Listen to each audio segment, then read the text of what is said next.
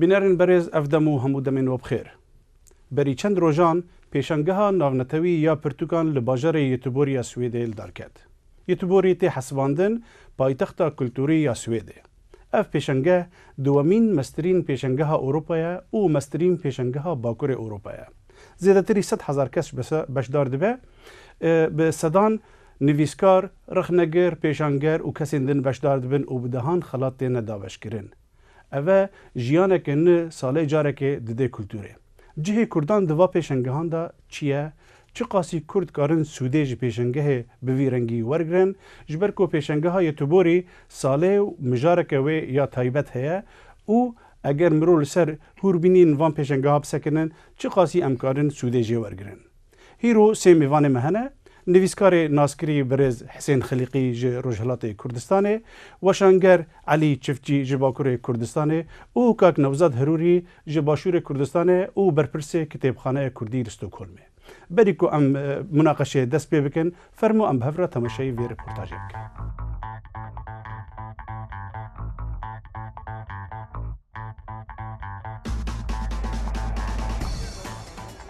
پێشانگای نێونەتەوەی کتێب یەکێک لەو پێشانگایانەی وڵاتی سویدە کە هەموو ساڵێ لە مانگی نۆدا لە شاری یۆتۆبۆری کە دووهەمین شاری گەورەی سویدە بەڕێوە دەچێ و با گەورەترین چالاکی کولتوری باکووری ئەوروپادا دەنرێت. ئەم پێشانگایە لە ماوەی 4 ڕۆژدا 3,000 چالاکی و پرۆگرامی تێدا بەڕێوە دەچێ و 2,000 نووسەر و کۆرجێر و 800 خاوەن فرۆشیاری کتێب کە لە 20 وڵاتی جیهانەوە هاتوون بەشداری تێدا دەکەن. لە ناو نووسەرەکاندا گەلێک جاران وەرگرانی خەڵاتی نۆبێلیش بەرچاو دەکەون. پێشانگا دەرفەتێکی باشە بۆ چاوپێکەوتن و وت و وێشکردنی وێژە و نرخاندنی بەرهەمەکان و واژۆکردنی کتێبەکان. پێشانگای کتێب یەکێک لەو پێشانگایانەیە کە ژمارەیەکی بەرچاو لە چین و توێژەکانی کۆمەلگای سوید تەنانەت منداڵانیش سەردانی دەکەن. لەو پێشانگایەدا گەلێک خەڵاتی وێژەیی دابەش دەکرێت وەک خەڵاتی باشترین کتێبخانە و باشترین کتێب. هەر ساڵە مژارێک بۆ باز لە پێشانگاکەدا دیاری دەکرێت کە مژاری ئەمساڵ تایبەت بوو بە وێژە و کللتوری ڕۆمانیا کە لە ڕێگای 16 سمینارەوە بە بەشداری ژمارێکی زۆر لە ئەدیب و نووسەرانی ڕۆمانیا و وڵاتانی دیکە بەڕێوەچوو. بۆ ساڵی 2014 مژاری پێشانگاکە باز لەسەر کللتور و وێژە و ئاڵوگۆڕی بەرچاوی بواری ئابووری وڵاتی بەرازیل دەبێت. پێشانگای کتێب بۆ یەکەم جار لە ساڵی 1985 لەلایەن بەرتیل فالک سەرۆکی کتێبخانەی گشتی یۆتۆبۆری و کۆنی یاکوبسۆن سەرۆکی کولتور و فەرهەنگی کتێبخانەکەەوە دامەزراوە. ئامانجیان پەروەردە و ڕاهێنان و بەڕێوەبردننی کۆڕ و سمینار و زیاتر ناساندنی پەرتوکەکان بووە. جێگەی ئاماژەیە کە لە یەکەمین پێشانگای کتێبدا تەنیا 5,000 کەس بەشداریان کردبوو، بەڵام ساڵ بە ساڵ بەهۆی سەرکەوتنی بەرچاوی ئەو پێشانگایە ژمارەی بەشداران زیادی کردووە. بۆ وێنە لە ساڵی 2012 لە ماوەی 4 ڕۆژدا ڕێژەی بەشدارانی ئەو پێشانگایە گەیشتە 100,000 کەس. ئەگەر ئەم برێز حسین خەلیقی دەست پێ بکەن دەبێژن ژیانە کولتوری ئاوێنەیە ژیانە ڕوحی ئانەتەوەیانە ji bo nivîskar çalakiyeke mezin bi vî rengî çi manawê heye? دیارە هەر نەتەوە بۆ خۆی ژیانێکی تایبەتی هەیە و کولتورێکی تایبەتی هەیە کە لە بەشێکی زۆر لەو کولتورەدا جیاوازە لەگەڵ نەتەوەکانی دیکە هەر بۆیە نەتەوەی پێناسەی تایبەتی خۆی هەیە. ئێمەی نەتەوەی کورد لەبەر ئەوە خاکەکەمان دابەشکراوە و کولتورەکەمان دابەشکراوە و داگیرکەرانی کوردستان بەسەر زمان و کولتور و بەسەر بیر و بۆچوونی ئێمە دازاڵ بوون لە بواری پەروەردە و فێرکردنەوە لە بواری ڕۆژنامەوانی و کتێب و نووسینەوە و تەنانەت لە بواری زمانەوە بە تایبەتی دەوری کاریگەریان هەبووە بۆ سڕینەوەی زمانی کوردی کە ناوی دەنمە ژنوسایدی کوردی لە واقع هیچ ژنوسایدی زمانی. هەر بۆیە ئێمە ژیانی ئابووریمان زیاتر بەرەولای باری ئاژەڵداری و کشت و کاڵ چووە و سەرچاوەی داهات و ژیانی ئێمە لە ڕاستیدا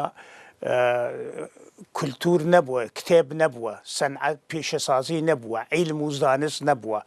یعنی عیلم و زانست و پیشەسازی و نووسین و کتێب کە بەشێک لە پێشکەوتن و پیشەسازی وڵات و شارستانیەتە لە فەرهەنگی ئێمەدا لە کولتوری ئێمەدا نەیتوانیوە ببێتە سەرچاوەی داهاتی ژیانی کۆمەڵانی خەڵک. هەر بۆیە ئێمە بە نیسبەتی کتێبەوە هەرچەند دوایی ئەگەر کات هەبوو من باسی ئەوەکەم کە کتێب چییە؟ قاعدەتەن کتێب دەبێت چۆن بێوە چۆن سەرنجی خوێنەر ڕابکێشێ. ئێمە لەباری نووسین و کتێبەوە خوێندنەوە زۆر لاوازین و پێویستمان بە جموجۆڵێکی ئاکادێمیکی زانستی هەیە کە بتوانین ئێمە بینە مەیدان و تێبگەین کە لە ڕێگای خوێندنەوە و لە ڕێگای فێربوونەوە و لە ڕێگای تێگەیشتنە و ئەتوانین باری ئابووری ژیانیشمان دروستکەین کاتێک کە کۆمەلگاکەمان گواردنی بەسەردا بێ. دریای خواندنê را مرۆتkarê tiştê aborî jî destxê Kak Hesên dibêje weşanger gava duwem tê cem wî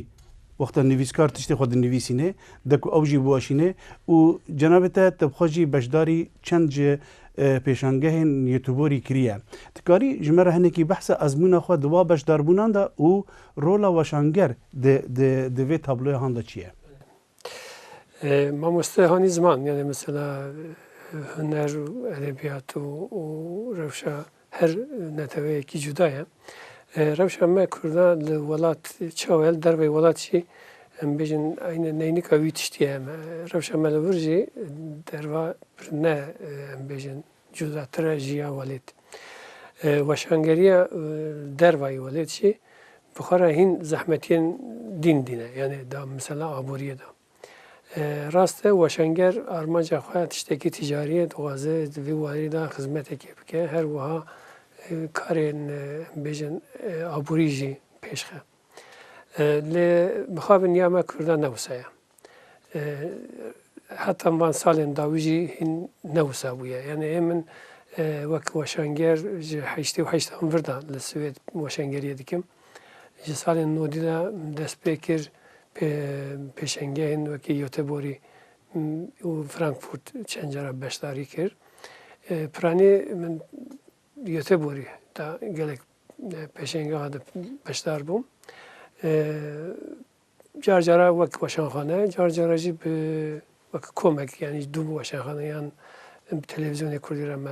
pêşengeh amade kirine. Destpêkê de ez beşdarî wan pêşengeha bûm.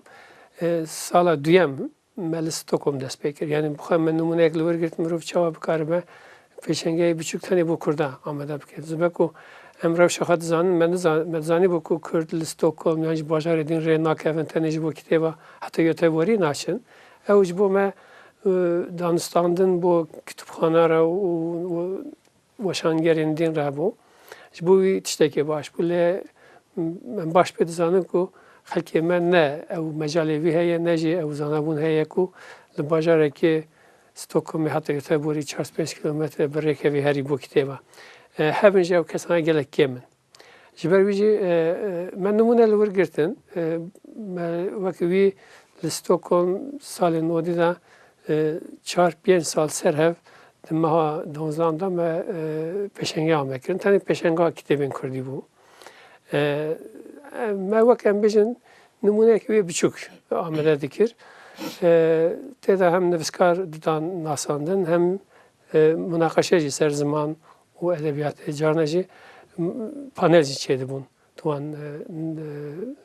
pêşengehê ku me li Stockholm amade dikir. Yani ne tiştê ku tenê mirov fêr bibe mirov xwe dide nasîndin. Tu wekî weşanger hem nûserê xwe hem jî berhemê xwe didî nasandin. Pêya wayî danistanî jî gelek çêdibin. Berê. Kak Elî got Kurdek ji Stockholm rê nakeve naçê Yetûborî 5-6 saetan ji vir dûr e ji bo pirtûkan. Hûn jî wek kitêbxaneyê Kurdî li Stockholm dibêjin wek kataloga xwe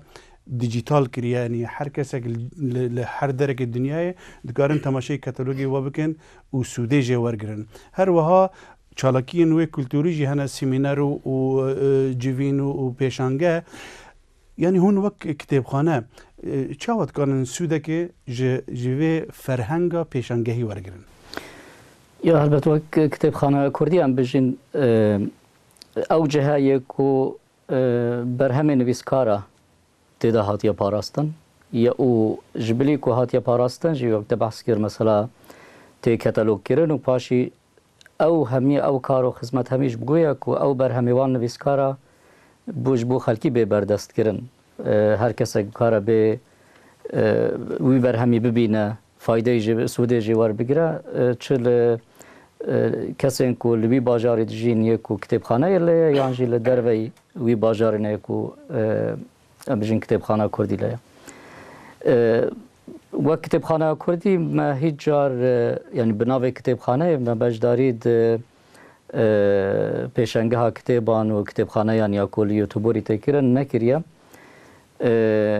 و يعني او بالكو ام بجن تباشا روج داد في ام جوابك ان وكك علي بحث كركو جهك كو مروخ بيد دا ناس كرن خلق نتورك يعني ام بجن تورك بيوانديان يا باش دك ويدي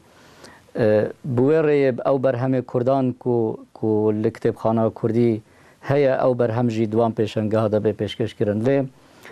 و او کتابخانه کردی یا کل استکهلم یعنی او جی نمونه کام بجن پیشنگه که براستیش برکو وقت وکرنا کتابخانه هنه هر متریال کلوی کتابخانه بردست بو هر کسی کو بیت لبنه را یانجی دیم بکه به مال و سوده جوار بگیره وقت پیشنگه که کتاب کردی بردوامه هم برکو همی وقت ساله هیا و وقت وکرنا کتابخانه هنه دیار کرینه بروادکاریه چه سروشه یعنی چه الهامه ج فرهنگا پیشنگه ورگرنش بر جار مثلا کومرو سر پیشنگه یوتیوبری دخونه بجه کتابخانه جی باش دار دبن او ناجی خلاطان هر کس الگور خو برنگی که خلاطا بلد کن یعنی الهام الجم خلقی چید کن و جبو بکشین بالی خدا نه یعنی ما تشتکی وصا من کاریا چکن جبرکو ممکنه کو امکان ما نبونه یعنی امی تشتی بکن ام بجین ام سالانه خلاطه که چکن خلاطه بدن نویسکاران یا خلاطه بدن ابدیان تشتی وصا مناکریه جبرکو امکان ما ناو قاسپرن و پیشنگه ها که ام بجین یا وصا مازن یا کل یوتیوبری تکرن بسالا یعنی هر جار نزی 100,000 کسان تدا بجدار دبن و به شک او 100,000 کس مصرف جدیدن و پیشنگه یعنی ما او تشتنکری حتی نها وك الهام مرفد كاره براستي يعني ام بجين هفكاري ام قال وشان خانه دكن اري جبو پیشکش کرنا برهمن کو او وشان خانه درد خن يعني ام بجين ام فرانيه جاران ما قال ابك قال علي جفشيوان مثلا اگر برهمه كنو در كتبه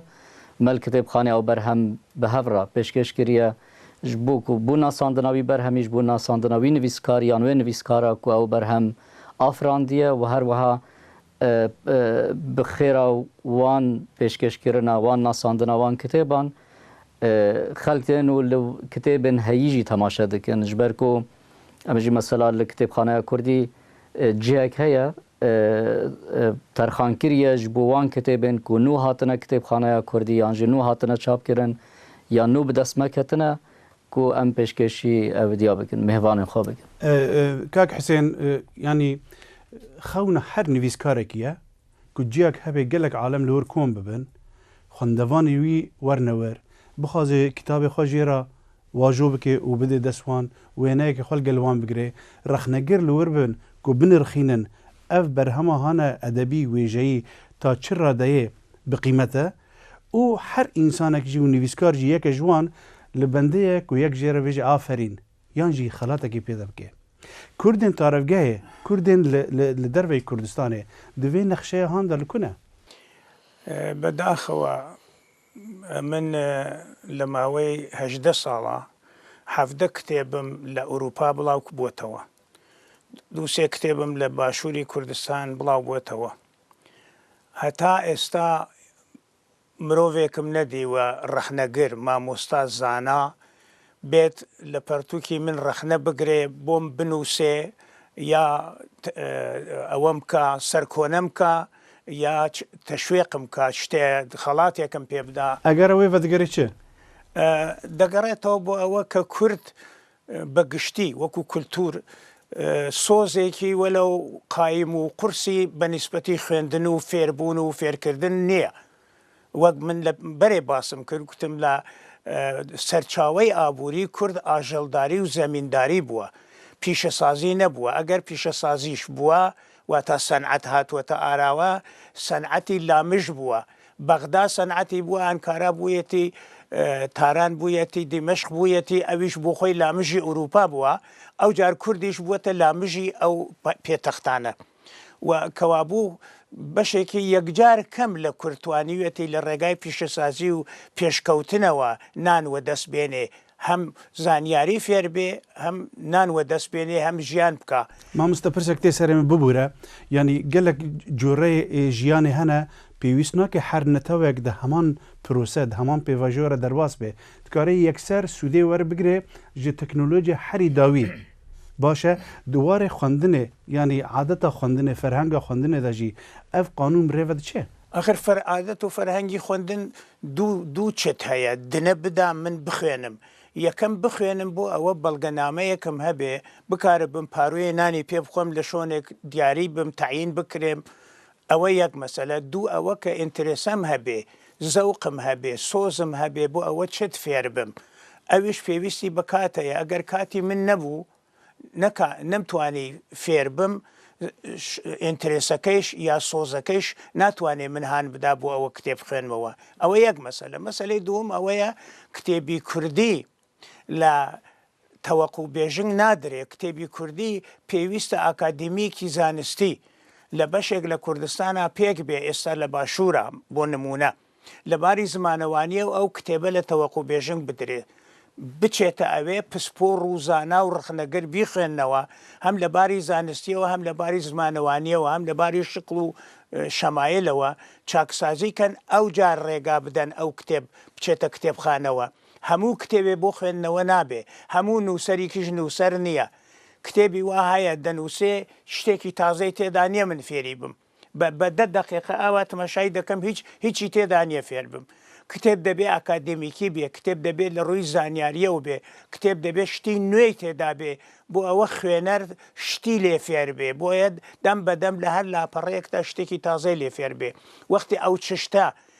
هیچ کەسێ نییە کۆنتترۆلیکە، ناوەندێک نییە بۆ کۆنتترۆلی ئەو پەرتوکانە، تەنها پەرتوکە و لە پەرتوخانە دانراوە، تەنها چاپخانەیە و کاک عەلی بۆ نمونە چاپی دەکا و دێخاتە بازارەوە، بەڵام کاری بەناوەڕۆکەکە ئەو نییە. کاغەز و مەسرف و مرەکەف و دەستگا و ئەوە مەسرفەکات و چاپیەکات و پارەی خۆی وەردەگرێت. لە کاتێکدا نووسەر دەبێ نووسری ڕاستەقینە بێ. بەێ کاک عەلی مامۆستا دەبێتێ هەر کتاب نەکتابە و هەر نویسکارجی نەنویسکارە. ینی حتا ئەز زانم وەشانخانە jî fîlterên wan taybet hene lê cardî jî hema duwarê rêziman jî her weşanxaneyek bi rengê xwe cûreyê hevokan hildibjêrê yan gotinan yanî ew jî li ser serê me dibine akademiyeke din. Bibûne niha mesela me hinek tiştê krîterê mamoste dibe rastin lê dema we krîterana ji bo xelkê xwe ji bo Kurdên ku em bêjin bu Kurdên Bakur bêjin ku hîn jî ziman yani serbest nîne, yani bi wî zimanê qet perwerde çê nebûye, nesil bi nesil bê perwerde. Zimanekî mirov dikare bêje li ber mirinê ye. Yani salê heştê ku em hatin derveyî welêt wek hûn dizanin yani ew piranî jî weşangeriya ku li Ewropa dest pê kiriye salên heştê li Swêd dest pê kiriye. û sebebê wê heye, sebebê wê jî ew ku li welat em bêjin qedexe bû û li her parçeyê Kurdistan jî rewş pirindik wekî hebû. Lê ya Bakur hîn xirabtir bû. Ji ber ku ziman wekî ziman qedexe bû. Tenê ne nivisandin, denkirîn jî qedexe bû. Heta hîn îro jî tu mêze dikî berî heftekê min xwand yek Kurdek ji bo ku mûzîka Kurdî zêde lêxistê di ereba xwe de li terefê yekî Türk de hat kuştin. Berî hefteyekî. Yani em helkekî wisa wexta ku em nivîskarê wan an jî tiştê wan rexne bigirên rast e mirov tiştê baş lê pê divê bira. Li hinek krîter hene mirov nikare ji hemûya fîltrera derbaskê. Berê lê tişt din hene mesela ji bo weşanxaneya rêva çê tedî pirtûkek derdikeve versiyona wê hane orîjînal hê gelek weşanxane hene versiyoneke bazirganî ji derdixin Kurd kirine. Yan niha mîtodê din bi kartên kitabê elektronî hene, kitabê bi deng hene yanî شێوەیەن هانە کو دکاربی خەلکێ خوێندەوانان تەشویق بکی گەلەکن يعني ئێمە وەک وەشانخانە هەلبەت فیلترێمەژی هەنە یعنی هەر نویسکاریان هەر کتێبێکی هاتی بەردەست ئەمە چاپ نەکردی ئەم چاپش ناکەن یعنی ئەو لێ نووسەر هەیە بسەری خوا پرێ خۆ دەدا چاپتکە و تشتێک دینە ئەو کارێکنە لێ وەکو وەشانگەر تشتێک و سەر ناوێ وەشانخانە دەردەکەوە فیلترێمەژی هەنە فیلترە چیە دەبێن ئالیە ناوەڕۆکتە وەک مامۆستا گوت تێر بە زمانێ وێ دەبێ سەر ڕاست بە و هەنێک تشتێن نێنجی وەکیان بێژن ئێمە پرانیش بەک و کتێبێن زارۆکان پەروەردێنە ڕەدەخسیۆنێک هەیە زاتەن بەر چاورە دەرباستکە یعنی ئەو کتێبێکی وسا ئەم بێژن خەکێژێ سودوەر نەگرتی ئالیە مەلا تمام دوارێ میتۆددا ئەو کتابێ هانە ئەلکترۆنی کتابێ دەنگ موزیک دبەرە ینی شێوەیە خۆشکردنێ هون لکونە ژوا میتۆدێ مدرن بله متود مدرن که تو بحثی که دوی هنگ تشتیوی هنه یک متودی که هم بیشتر لسر اینترنت هایی پریجارا اونا بکار دینن لخ یکشی هم بیشتر دالیه زمان ده یعنی کرد کردن زمان یعنی بو تابعیت بو زاروکن مخابن هم کارک می وسا برکو پیک تونه نه تنیه ما لولاتشی روشن ما وسا جبکو جبو او کارانه ببین اوانا جر انستیتوشن لازم یعنی جر امکان لازمه روشن ما نه روشن وسایه که هم خدمتی که هم دیکن کتابی که هم در دخن هم مجادله هم بیشن خطی کشنه کردن که او زمان بپاراستن. كاك نوزاد نها كاك حسين جي وكاك علي جي بحثا كريتيريان كرن بحثا بيفان كرن و كونتراستا ما جواكا كردي لقال جواكين بيشة سازي او هانا كوديجيانا واندر نوشتي مثلا خواندنه د کاری روزانه دا کتابخانه کردی کاتالوگ کرنا و لسر پرینسیپ سویدنه یعنی شیوهی که مدرن هاتیه کاتالوگ کرن لی دوا واری هانه کو چه رنگی مرو باشترین شیوه خو بگین خواندوانان تا چه ردای هم پیدا چونه چه پلان و پروژه و هند ویواری ده یا بری از وی بجم مثلا که حسین و که علیج بحث کرد مثلا یعنی جواکا مبخدا خواندن گلکیمه یکو خواندن حز دکن شخوا کیمن یان کو یه دخوینن جی کیمن و او روش لکتابخانه کردی جی نتشتا که غریب و عجیبه یعنی تدی کو تین لکتابخانه روبنن و بخوینن و اودی بکن او یعنی او جی کیمن دواره کتابخانه کردی دام بجن ام چاوی بر همی بردست بکن بو خلکی یعنی اگر اساس برکم کو نزی 100,000 کردان لسوید دجین گلو کتابخانه کردی خو گهاندی وان 100,000 مروانیان نه از یعنی برسوام نه و نه مهج دار من کاریم خوب بگهینن وان 100,000 کسان گلو ام چند کاریم ام چند شیانه کو خلکی تشویق بکن کو ببن حسکرن خواندن زمان کردی و وی بکن پیوندیامه هلبت لگل ماموستاین زمان کردی کو لسویده نه و اوجی پرن ام بجین پرانی لستوکولمه همی جاره هیا کو شاگردن خو بینن کتابخانه وان تشویق بکن کو کتابان دایم بکن جبر کو کتابخانه کردی هلبت کتابن زاروکان جهنه کتابن ام بجین ین جوانان جهنه کو جه فایده بکن و بخوینن لی پرسکری که کو ام بجین نفشن نو یکول سوید مازم بونه کردیوان هر روز بروژه قلستر خرابتر دبه قلستر دبه هلبت او جی تشتکی گلک نورماله ام بجین جبر کو کردی بتن لمالته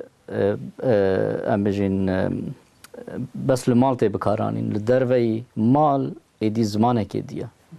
بر همین کو تین وارگراندن بو کردیه جی پر کیمن یعنی نه بس ام بجین لدروی کردستان دناف کردستان اجدا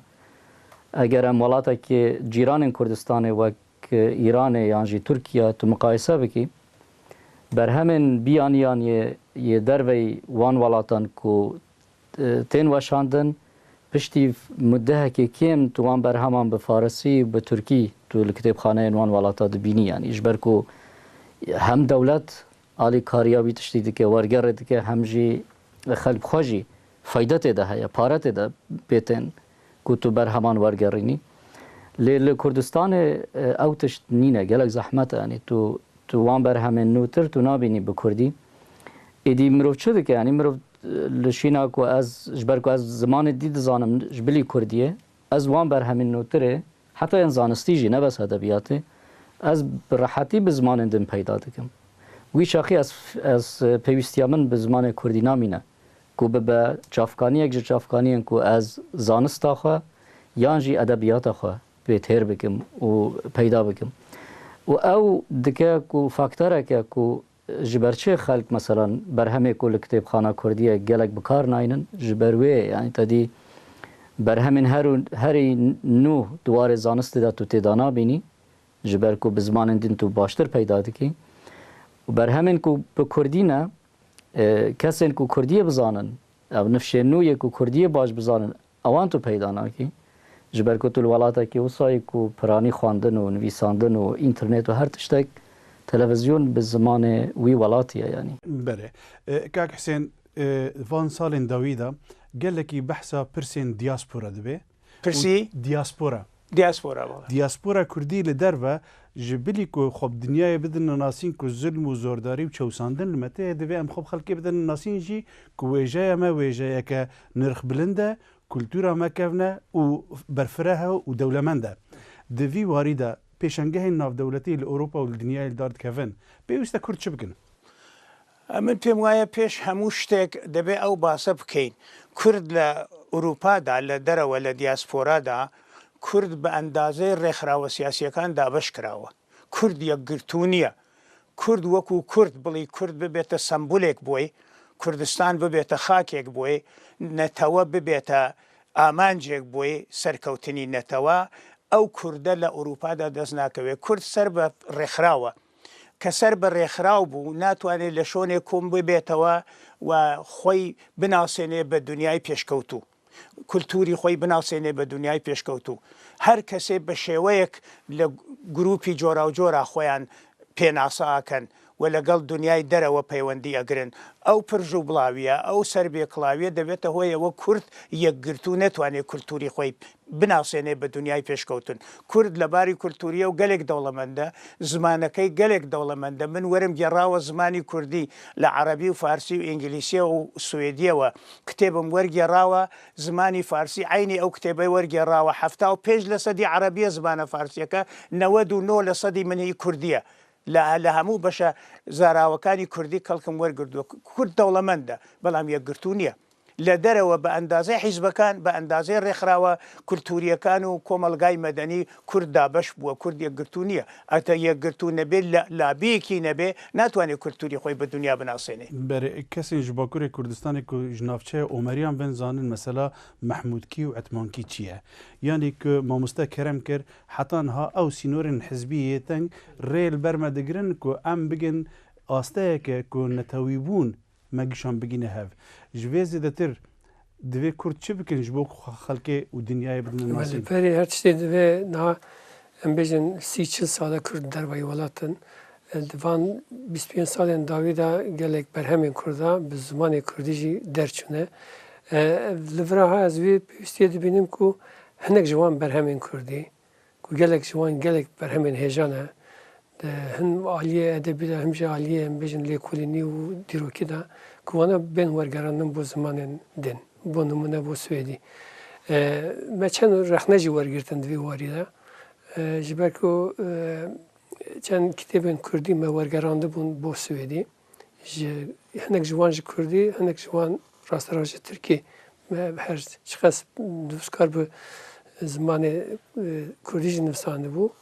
ji zimanê duyemîn hatibû wergerandin rexne li me hatin girtin ku komek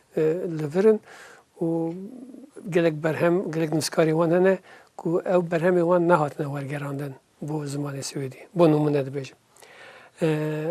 îca gelek întresek mezin heye bo edebiyata Kurdî edebiyata Kurdî jî heta dereceyekî jî edebiyatê dî ne kemtir e ji wan çêtir nebe jî qesê wan nirxê xwe hene divê warî de pêwîstiya wergerên berhemên Kurdî jî bo zimanê din heye me bixwe çend tişt wergerandine gelek înterese heye bo wî jî pêwîstiya piştgirî heye piştgiriyekê em bêjin yek weşanxane yek nûser bi serê xwe nikare wek nimûne bêjim hemû welatên Ewropayê hemû welatên dunyayê degavînin behsa سعودی عربستان کرد کو به قرآن پیروز برگردینه زمان کردی وقت دولت کیویا وقت ویا دیگه آرمانج کویه نه يعني جبو خاطر كردان ناكه هو جبو خدك يعني تنات دوي بابتي ديك حكومة هريمة كردستان شركة مثلا في واردة ما حتى رجايرو تشتاق ناديت يكو بربتشاب كو فوندك بو زمان كردي بو وجه كردي بو چاندا كردي بو دياسبورا كردي يعني بو دياسبورا كردي بسري خا فوند لازم يعني دوي بشكريك وسهبه كو بكاربن خلق مجي وك هر ملت دين جوان فوندنا هناك فايده ببینن اگر او تشتانه ببن گلک نوستر بر همین هیجا هنکو پیوسته بین ورگراندن بو زمان دین بله يعني كيشين بيرو باوريين سياسي كود بنا آستنگ لپیش دابشکرن و بلاوکرنا کلتورا ما كيشين ورگيره زمان دين بو كردي كو كتابخانه كردي دولمند بكه و آليكاريا دزگهن دولت وك حكومت هريمه كردستان بو نويسكار و دزگهان جوانا زيادتر چه دبینی پیوسته که مثلا ام بیجن یکیتیا کتابخانه کردستان وکو دزگاه هبه جبو سرانسری کردستان ها یعنی جی یکیتیا نویسکارین کردستان که هر چهار آلین کردستان و کردین در و بده برخواه تو چه دبینی جبو وان پرسانا که ام خواب دنیای بدنا ناس کرن یا هلبت بشی يعني وقت مروف خواب دنیا بده ناس کرن دوی مروف هبه يعني ام بجن تبحث اجبركو مجار باودي دست بكر بيشنگهن كتاب و كتابخانه يعني مثلا ماجي چاود و پیشنگه ها دا كرد يعني خو ببینن از مثلا از دبینم کو حکومت هرم کردستان برای وزارت روشنبیری بجداری د پیشنگه ها فرانکفورت داد که یا کل آلمانیا چید به سالانه و او پیشنگه ها کتابانی هری مازنه بر کل اروپا بجداریت داد کن دی بجداریا کا پر قلسه بجن مبخاجی چند رخنه لسروی دیتنا یعنی خلک کو بحث کن بجداری چوای نه بلکی که علی جی تویر دا بجدار بو و شان خانه وقتی بحث کری ام بجن نبوی آستا کو حکومت هرم کردستان یا کو تدا بجدار و وک پیشنگه ها کا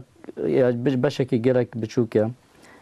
بارجی مثلا ما پیشنیار کرد بو کمالای کتابخانه و کارمندن کتابخانه یا کردستان هیا لحولیره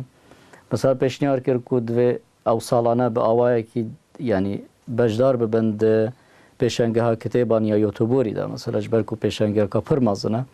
لسرناوی کردستان بجدار ببند وی دمیدا مروف یعنی وقت نویسکارجی مروف خود بینه که اف ولات من هاتیه دوی پیشنگه ده هیا و جهه که باش گرتیه و چالاکی و هنه مثلا واسا خوب بدن آساندن لی ام جنزده تر مثلا یعنی هر دو حوالانجی بحث کرد که مثلا ورگراندنا بر همین کردین هری باش گلک پیوسته براستی بوان زمان اروپا یکو امتداد جین یکو کرد دوان ولات داد جین پر گرنگه و او کم تید کرن لیا دویجی مثلا دیاسپورا بجم بار از بجداری کنفرانس کا دیاسپورا کردی یعنی کرد دیاسپورا کو زانینگه ها اپسالا آماده کربو قدری پنجی کس یکو لیکولین خال سر کردان در وی کردستان دکن همیجی کردن خودی ماسترن یان خواندنا دکترای نه دویری دا بجدار بون لی یعنی های کسی جه نبو پر کم کسا هایوانجی هبو که کنفرانسا که اوقاس یعنی آست بلند لسوید چه بویا اف یعنی وک حسین خلیقی جی گود مثلا نرخستنا یان نه ارگانیزه کرنا یوان چالاکیان مروف دبینا یعنی پرتو بلاون افتشته کو تنکرن لدروی کردستانه حتی تشتین کلتوری جی مثلا ام و کتابخانه کردی چالاکیه که روژاکا شامیه دکن ام دبینن کو نیوا وان کسن کو ما هیوی دکر کو بین و چالاکیه ما نهاتن اجبر کو دو سه چالاکیندن لجهندن هنه های ما جهافدونینه یعنی پر گرینگه کو او چالاکیین کلتوری از بجم یعنی کو لدیاسپورای هنه با آوایی که ارگانیزاتر بین کرن و اگر یعنی دل دخوازه کو براستی جی مثلا آلیکاری هبن گلک باشه کو مروف جار دیجی اوی پیشنگه ها وشانخانه و کتابن کردی لسوید جاردی و جینه جاره کادی جبو کو تشویق کادی بو هم نویسکار و هم خواندوانان چه ببه بله یعنی دوی کردان باشتر های جهف هبه و تنسیق هماهنگی به هفدرا بکن دوی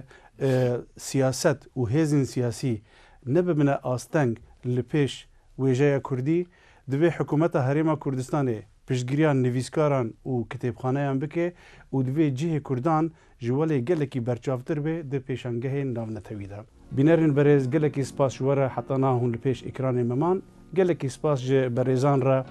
کاک حسین خلیقی کاک علی چفتچی و کاک نوزاد هروری کو هاتن پروگرام ما گلکی سپاس جه کارمندین کردستان تیوی لپیشتا کامیره را و حتی برنامه کدن هرشاد و بختور بن